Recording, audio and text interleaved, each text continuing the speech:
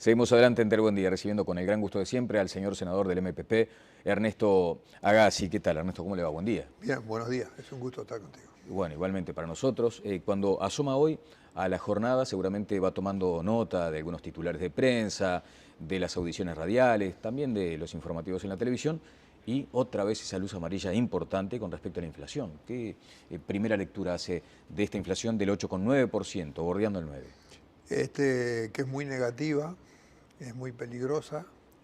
En realidad la inflación es el gran enemigo de los trabajadores y de la gente con ingresos fijos. El esfuerzo que ha hecho el gobierno ha sido considerable, está siendo considerable. Se gastan cientos de millones de dólares de reservas. En realidad nunca tuvimos tantas reservas en dólares para tratar de parar este asunto. Pero bueno, esto el equipo económico lo está considerando en su profundidad. La inflación en el Uruguay no es como en otros lados, no se puede combatir en forma simple. Nosotros somos una economía abierta y en gran parte la inflación que tenemos es importada. Porque cuando suben los precios internacionales a nosotros nos impacta, cuando sube el petróleo a nosotros nos impacta. Somos una economía muy chica, en ese sentido tenemos un problema grave. Y las medidas que se pueden tomar, que se han tomado hasta ahora, que han sido sobre todo tratar de cambiar la relación entre los pesos y los dólares en el mercado, para que cada dólar no valga tan poco. Claro. Digamos, porque hay un motivo interno de la inflación, que es la revalorización del peso. O sea, la economía nuestra está andando muy bien. Siempre las economías que andan bien, su moneda vale más. Ahora, si la moneda nuestra vale más en relación a los dólares, ahí tenemos un problema. Bueno, usted decía al comienzo las decisiones del equipo económico. Si fuera pícaro, que no lo soy, diría, ¿cuál equipo económico? El equipo económico de gobierno es uno, que tiene muchos componentes. Ahí está. Aquí juega el Banco Central, sobre todo en estos temas, el Ministerio de Economía y Finanzas, la Oficina de Planeamiento, que es la responsable de los planes de gobierno y de organizar sobre el territorio el funcionamiento económico del interior del país con los gobiernos departamentales. Eso es una sola cosa. A ver, precíseme un poco más sobre ese aspecto, sobre el rol que tiene la OPP y el Ministerio de Economía. Usted dice que la OPP un poco está encargada de la economía de las regiones, de los departamentos. La OPP es la que prepara el presupuesto nacional, es la responsable de los planes de gobierno y, en segundo lugar, es la responsable de todas las inversiones y el funcionamiento económico en el interior del país junto con el Congreso de Intendentes. Eso lo establece el artículo 230 de la Constitución. En función de esa responsabilidad de la OPP, ¿está entonces la decisión del Ministerio de Economía supeditada muchas veces a la oficina? No, está articulada. En el Uruguay nosotros tenemos un solo Ministerio de Economía y Finanzas. Es común en los países más grandes y más desarrollados que haya un Ministerio de Finanzas que se encarga de la hacienda pública. De hecho, en nuestro país se llamaba Ministerio de Hacienda, Claro. antes, ¿no? Y un Ministerio de Economía que se encarga de otras tareas que no son las finanzas. Nosotros tenemos un ministerio solo. Y se creó en el Uruguay, hace 50 años, una oficina que tiene rango ministerial, que es la Oficina de Planeamiento y Presupuesto. El planeamiento y el presupuesto son actividades económicas que se complementan con lo que hace el Ministerio de Economía y Finanzas y con el rol regulatorio que tiene el Banco Central. Tienen el mismo rango. Sí. Porque usted sabe esta discusión, este debate muy fuerte que se ha instalado respecto a las visiones económicas, aquello de los dos equipos, las divergencias a tal punto que el Consejo de Ministros fue muy tenso, más allá de que después el presidente Mujica intentó un acercamiento con Fernando Lorenzo y que creo que lo alcanzó. Entonces a eso apunta la pregunta. ¿Usted ve que están conciliando posiciones o que hay confrontación? Por ejemplo, en materia impositiva, que a usted le preocupa mucho. Sí, y trabajo mucho en eso también. ¿Quién fija la materia impositiva? El gobierno. Todos son secretarios de Mujica, para que quede claro, que sea quien sea. Y en realidad, cada uno de los ministerios hace sus aportes, hace su planteo. En materia económica, ¿es importante o no es importante el Ministerio de Desarrollo Social, el MIDES, que hace sus planteos y que juega un rol importante para esa parte de la población sobre la que se vienen desarrollando programas desde hace 8 años? ¿Cómo puede funcionar la salud pública si no es con el FONASA y un financiamiento que está muy vinculado a lo que cada uno de nosotros aporta para la salud y lo que recibe de las arcas públicas? Me parece que no se puede ver, un gobierno no es una federación de ministerios. Un gobierno es un gobierno que tiene secretarios que se encargan de cada una de las áreas. En este periodo de gobierno empezó una expresión organizativa del Estado que no es solo entre ministerios, también es entre áreas programáticas. Incluso en la ley de presupuesto eso estaba. Un área programática es un área de acciones en la cual participa el Ministerio de Economía, el Ministerio de Salud Pública, el Ministerio el MIDES de Desarrollo Social, el Ministerio de Educación y Cultura. Las áreas programáticas en realidad son los objetivos que queremos lograr, para lo cual cada ministerio pone lo suyo. No debemos ver a los ministerios como republiquetas en paralelo. ¿Economía era un superministerio últimamente desde su punto de vista? En realidad nosotros tenemos una historia con el Ministerio de Economía, que en los años de las crisis del Uruguay estancado, es el Uruguay que ya quedó atrás por suerte, Economía era el que tenía la varita de decir esto se puede y esto no se puede. O sea, nadie podía decir nada en los gobiernos anteriores si no era con que el Ministerio de Economía lo permitía. Ahora, como muy bien lo dice el ministro Fernando Lorenzo, la expresión económica del gobierno es el respaldo para llevar adelante los planes que se trazan en el gabinete social, en el gabinete productivo, en el gabinete de la seguridad. En realidad, hoy la economía está al servicio de los objetivos que se traza el gobierno y ese es el lugar que le corresponde a la economía. Por tener la caja no manda, por tener la caja respalda lo que se decide entre todos. En esa lógica, explica usted esos choques internos que hubo. Y lógicamente, primero que el Frente es una fuerza diversa ideológicamente, y después de última instancia, aunque hagamos un programa, como participan personas, cada una pone lo suyo, sus puntos de vista. El asunto no es que hayan diferencias, yo lo pienso para todos, en la sociedad, en los centros de enseñanza, en la salud. El asunto es qué hacemos con la diferencia. Si ponemos una cosa contra otra o si ponemos lo que aporta uno más lo que aporta el otro. ¿Y hoy qué está pasando o qué sucedió ayer en todo caso? Y en particular en el gabinete productivo se están discutiendo cómo resolver esta sentencia de inconstitucionalidad que decretó la Suprema Corte de Justicia en relación a la ley del ISIR. Y lo que están haciendo los integrantes del gabinete productivo, que son el Ministerio de Economía, la OPP, el Ministerio de Agricultura, el Ministerio de Industria, el Ministerio de Turismo, que son todos los que integran la actividad productiva, es ver de qué manera se cambia la ley que fijaba el impuesto a los grandes latifundistas por otro cuerpo legislativo que dé la recaudación que se precisa, pero que desestimule la concentración de la tierra. Me voy a detener más adelante, como comprenderé en ese asunto. Antes que nada, querría, en todo caso, volver sobre lo que usted ha señalado y sobre los frentes que tiene hoy el gobierno para afrontar en este último tramo. ¿Para usted es prioritario el control de la inflación o acaso la distribución del ingreso? Una mejor distribución de la riqueza. Las dos cosas son importantes, cada una a su nivel.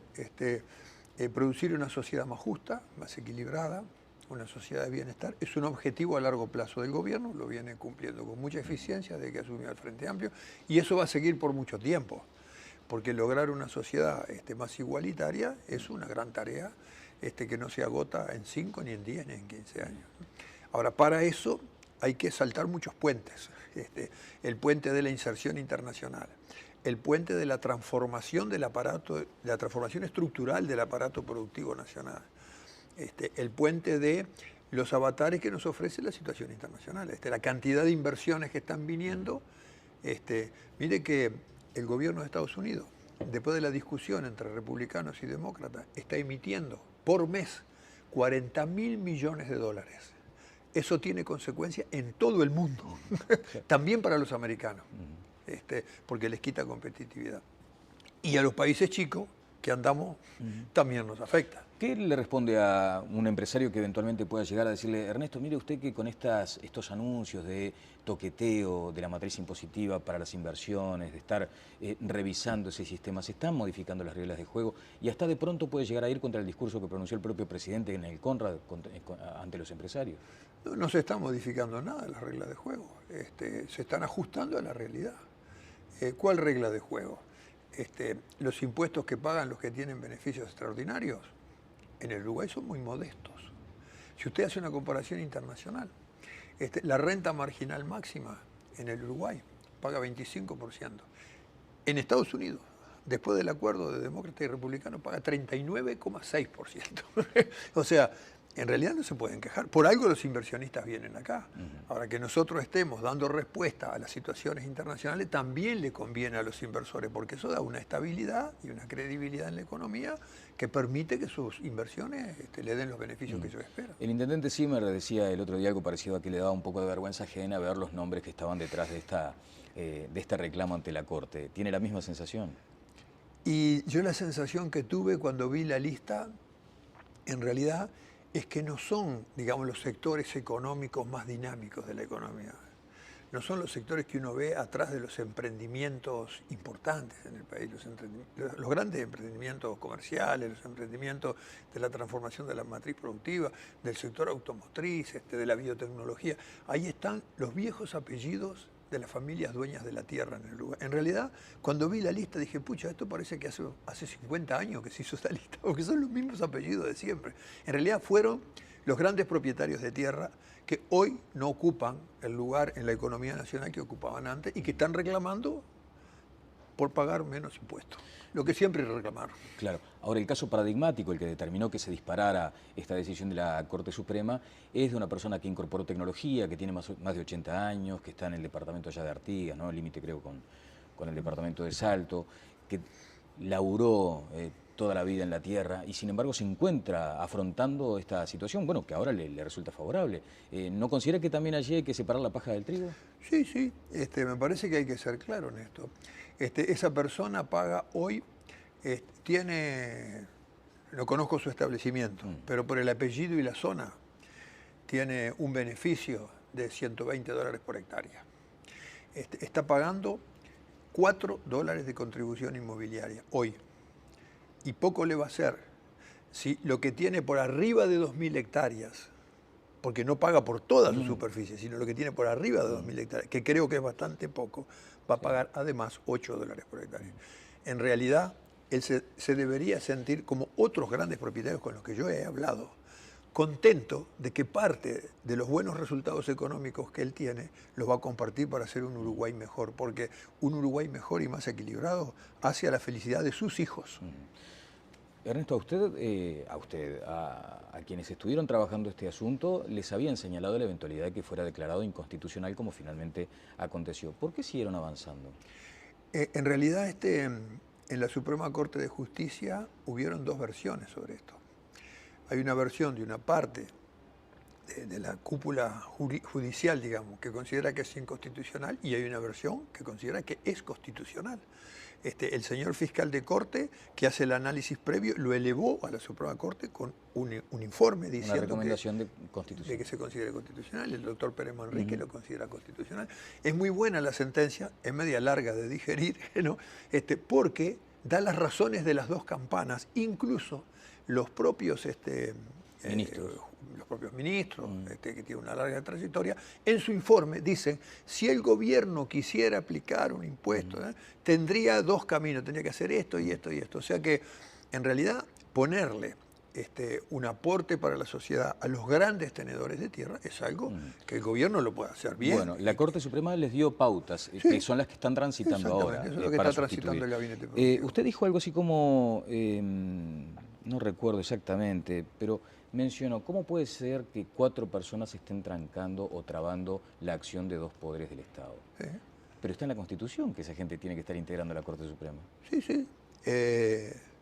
Yo respeto mucho la decisión de la Suprema Corte de Justicia, pero no estoy obligado a callarme la boca. No, desde ya. En una sociedad democrática, el Poder Legislativo discutió esto, aprobó una ley, el Poder Ejecutivo había tenido la iniciativa y la promulgó, son 2 poderes del Estado, y el Poder Judicial, con la participación de 4 integrantes, porque hay otros integrantes del Poder Judicial que están de acuerdo con la constitucionalidad de esta ley, resolvió, en realidad no resuelve que es inconstitucional, resuelve que esta ley no es aplicable en función de ciertos contenidos de la Constitución. Yo leí con mucho cuidado la sentencia, es muy enredada, leerse todas esas páginas y tratar de entender por qué dicen que es inconstitucional, es muy enredada la redacción. Pero bueno, deciden que es inconstitucional. Pero, es un pero poder sugieren un camino. Claro, pero es un poder del Estado. En eso estamos. No son cuatro Sí. hombres atentando contra la acción de dos poderes del Estado. No, es un poder del Estado donde estas personas son mayoría. Yo creo que los poderes del Estado tienen la siguiente característica, que en América Latina se está discutiendo mucho, han habido muchos seminarios en los últimos tiempos. Uno dice, la República se compone de 3 poderes independientes. Y normalmente nos acordamos todos que son 3 poderes que son independientes, cada uno tiene su quehacer. Ahora, creo que el Estado es uno, y esos poderes, además de la independencia que puede reclamar cada uno para sí, tienen la obligación de funcionar en armonía. Y hay un principio fundamental que los constitucionalistas cada vez le están dando más importancia, que es el equilibrio entre los poderes, a lo cual todos ellos deben tener una actitud positiva hacia el equilibrio. Eso no quiere decir que los señores integrantes de la Suprema Corte de Justicia cambien las razones que ellos piensan que son valederas, ¿no? Pero me parece que en vez de ponerse de espalda a los poderes entre sí, de a rato tendrían que ponerse de frente y ver cómo hacen las cosas mejor para el país. ¿De ahí a insinuar juicio político no hubo un trecho demasiado largo? No, no hubo un trecho largo. Bueno, nosotros no anunciamos juicio político. No, pero se sugirió como una de las posibilidades. Sí, digamos... Pero diga, si le quitaron revoluciones a ese planteo, también está bien. No lo tuvo de entrada. Nosotros queremos saber bien cuándo se trasladó a la jueza Mariana Mota. Era una decisión relativamente corriente trasladar a los jueces en la Suprema. Esto tiene una historia muy larga, porque en un tiempo los jueces estaba prohibido trasladarlos en el Uruguay, porque lo que hacía el gobierno a principios del siglo pasado, cuando un juicio iba a salir contra el gobierno, cambiaba el juez. ¿No? Entonces hay una ley de 1907 que esto lo flexibilizó y llegamos a la normativa constitucional que hay hoy y las leyes que regulan cómo se cambian los jueces. Se cambió un juez. Después aparece la declaratoria de inconstitucionalidad de la ley interpretativa de la ley de caducidad. ¿A quién van a convencer que el traslado de la jueza no tuvo nada que ver con la decisión de la ley interpretativa de la caducidad? En realidad están vinculadas, porque cuando se sanciona la inconstitucionalidad de la ley interpretativa de la ley de caducidad, lo que dice la Suprema Corte de Justicia en un comunicado de 3 puntos, conscientes de la repercusión social que tiene esto, hacemos este comunicado, nunca hacen un comunicado, ¿no? Y en el punto 3 dice que los juicios tendrán el tratamiento en los juzgados que los señores jueces, aplicando el criterio jurídico. Entonces era evidente que debían trasladar a la jueza Mota, que ha sido una jueza muy defensora de la normativa internacional en materia de crímenes de lesa humanidad. Y por eso no le pidieron opinión al fiscal de corte, por eso lo hicieron a la carrera. En realidad me parece que... Ahora, esta señal de sospecha sobre un poder del Estado, la insinuación de que podía alcanzarse a un juicio político, ¿no es también desacreditar institucionalmente al país? No, porque me parece que lo que desacredita institucionalmente al país es que no se cumplan las obligaciones que el Uruguay tiene por haber firmado convenios o acuerdos internacionales. El derecho internacional está por encima de la legislación local. Es que nos estamos quedando pegados.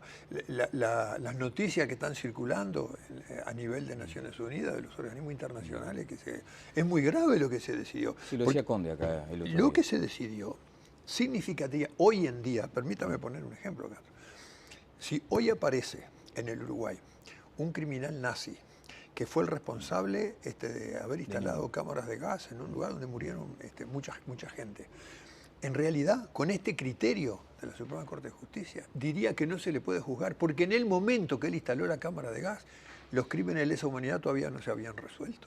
Entonces, hay tipos de delitos para los cuales el tiempo y el espacio no tiene importancia, no cuenta, porque son delitos que van contra la esencia de la humanidad. La desaparición forzada, por ejemplo, que persiste en el tiempo. Y hay gente que piensa que los tribunales de Nuremberg no fueron válidos porque se asentaron en una legislación que cuando se cometieron los crímenes de la Segunda Guerra Mundial y los genocidios todavía no eran delitos. Bueno, es una discusión muy de fondo.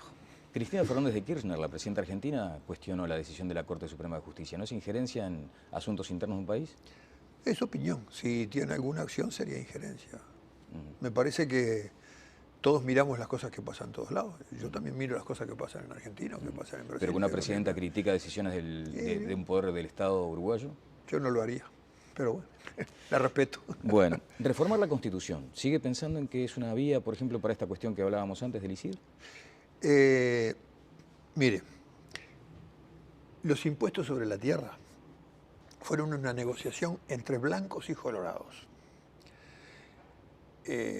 Porque enseguida de la Segunda Guerra Mundial, los blancos opinaban que todos los impuestos sobre la tierra deberían ir a los gobiernos departamentales, que era donde el Partido Nacional era fuerte, claro.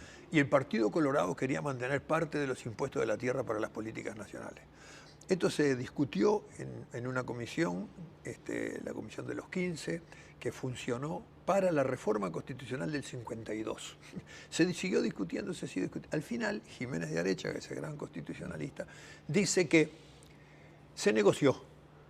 Los impuestos sobre la tierra urbana y suburbana son de las intendencias, pero el gobierno nacional puede poner un adicional, lo que ese adicional nunca puede ser más grande que lo que cobran las intendencias. O sea, negociaron cuánto puede cobrar el gobierno y cuánto los gobiernos departamentales. Esto es una historia que ya tiene muchos años y hoy estamos en otro Uruguay. Me parece que estas negociaciones entre unos y otros ya fueron, ahora tenemos una reforma tributaria asentada sobre otras bases y un país distinto. Creo que esto hay que cambiarlo, pero la reforma constitucional no hay que pensarla por esto. La reforma constitucional es necesaria porque estamos en otro país, hay capítulos enteros que nuestra Constitución no tiene. Por ejemplo, el ambiente. Necesitamos, hay todo un debate que se va desarrollando con el tiempo, porque son cosas que cambian. Pero debe estar asentado eso en la Constitución, sí, desde su punto de vista. Sí, sí, y muchas otras cosas que tenemos que revisar. Ahora, eso es una obra cuidadosa, tiene que haber una asamblea constituyente realmente representativa de la ciudadanía. Ahora, Lucía Topolansky el otro día, la primera senadora, decía, bueno, pero la Constitución, tenemos que reformar la Constitución porque no puede ser que el derecho a la propiedad esté por encima del derecho de las personas. Y el derecho a la vida es un derecho esencial y eso hace, si bien nuestra Constitución tiene establecido el derecho a la vivienda y el derecho al trabajo, me parece que son cosas que los constitucionalistas nos dicen, miren, el Uruguay cambió mucho. No está encima de lo Las político, reformas constitucionales que nosotros hemos tenido han sido reformas electorales. Sí. No, vamos a pensar una cosa más de fondo y actualicemos el país. Bien, no es poner lo político por encima de lo jurídico, esa frase que usted conoce tanto. No, en absoluto. Hay que poner lo jurídico a tono con el tiempo. Y en el mundo han cambiado muchas cosas en el último siglo como para mantener con la misma Constitución. Bueno, le voy a mostrar un tramito de la nota que hice con Álvaro Vega, el ex compañero. Sí. Ex compañero. No, compañero sigue siendo. Vamos a escuchar. Yo creo que dar títulos de político en ningún lado se dan. Uno lo desempeña mejor o peor, según su habilidad, capaz que yo no tenía. Ahora, hay cosas que, si para ser político no tenés que hablar, tenés que callarte y mirar para otro lado, no estoy dispuesto. El MVP se ha transformado en una organización llena de políticos profesionales. Eso lo hablé con algunos compañeros, tampoco fui y lo dije en la orgánica, pero el MVP no es un confesionario, donde uno va y confiesa sus penas. Claro, no es un confesionario, pero cualquier organización política no tiene mecanismos internos como para resolver estas circunstancias. Bueno, deberían tener, creo que no funcionan, porque entre otras cosas uno va a decir esto ante quienes están en la situación. Bueno, Vega más adelante además habla de un revolcón histórico. Esteban Pérez dice que es una agencia de colocaciones. ¿Cómo interpreta todas estas señales desde la interna, Ernesto? ¿Por qué no le hizo una nota a Sergio Abreu cuando se fue de Alianza Nacional o a Gallinal cuando se fue de la UNA? Han pasado todos en esas circunstancias por acá. Naturales. Vega tiene derecho a tener sus opiniones. Un día él decidió que el MPP era su casa. Y entró a trabajar, hizo una militancia muy importante, salió diputado departamental, trabajó mucho. Y un día él está desconforme con el MPP y se va.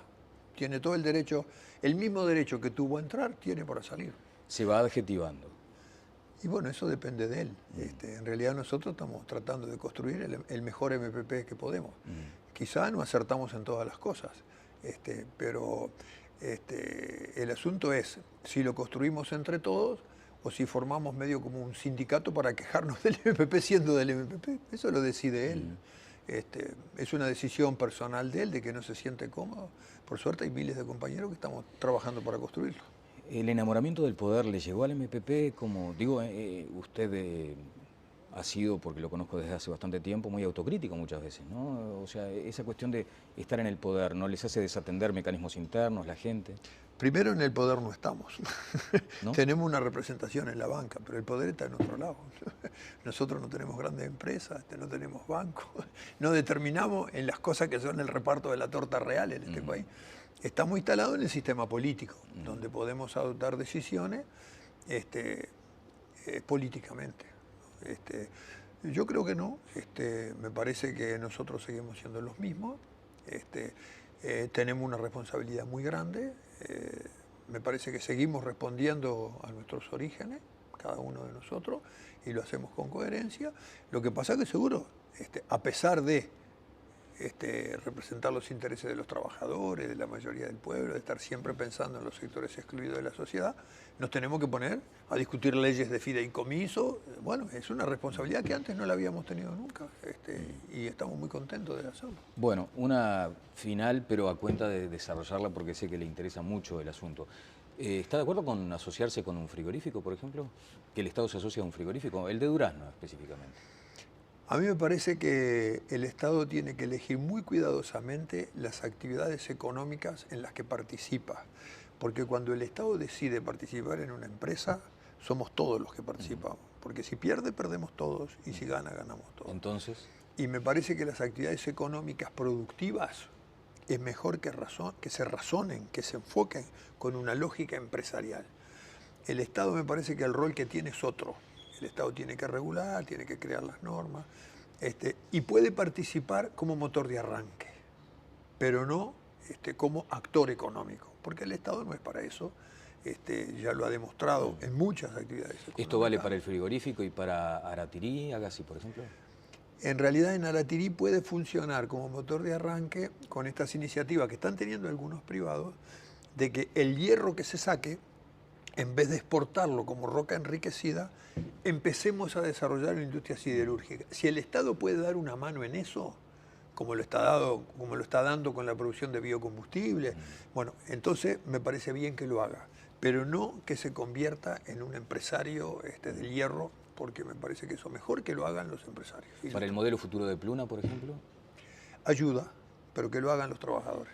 Muchas gracias, como siempre. No, por favor, un gusto. El señor senador Ernesto Agassi estuvo con nosotros. Vamos a la pausa y seguimos adelante en Telebuen Día.